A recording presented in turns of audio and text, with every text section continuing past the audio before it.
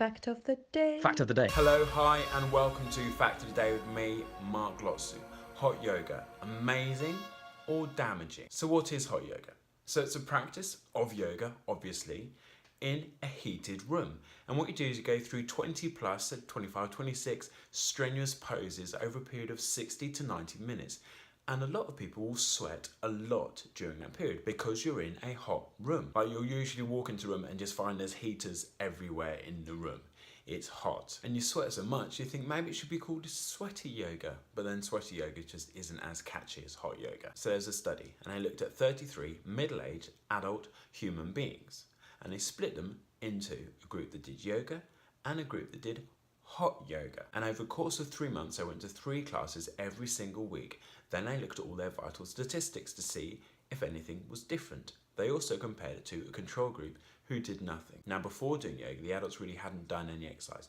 So this is their first foray into the world of exercise. Now, the first key point is both of the yoga groups showed an improvement in the health of their blood vessels compared to the control group. Their arteries became better at dilating in response to exercise, and it's been linked to a reduced risk of heart disease. That's definitely a good thing. However, when looking at this factor, there was no difference between the group that did yoga and the group that did hot yoga, apart from the hot yoga ones sweated a lot. Next, there was no change in blood pressure or cholesterol levels across all 3 groups. That's the yoga, the hot yoga, and the control group. There was, however, one change, and although it was slight, it was still significant.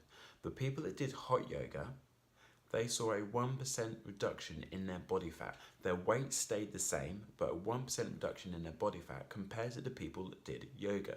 So they all stayed at the same weight, but their body fat was reduced by 1%. There are, however, key risks with hot yoga that people just think is part and parcel of the course. Oh, you do hot yoga? Oh, you must have experienced these things. It's just what people do. Researchers found that in some cases, half of the people that are doing hot yoga experience dizziness, lightheadedness, nausea, or dehydration. Now, that does have to do with hot yoga, but really that's to do with you not being prepared for hot yoga and looking after your body before you're actually getting to hot yoga. People can also do more damage to muscles and joints, as when you're in a hot yoga class, you feel a bit more limber because you'll feel like you're warmed up, so you really push yourself. And that can damage your joints and your muscles because you're going beyond what you're really capable of doing. So if you do hot yoga, drink loads of water and listen to your body. That's the most important thing. Listen to your body and respond to it. And if you're thinking of starting yoga, maybe start with something at room temperature instead of plunging straight into the hot yoga, which can be a little bit full on.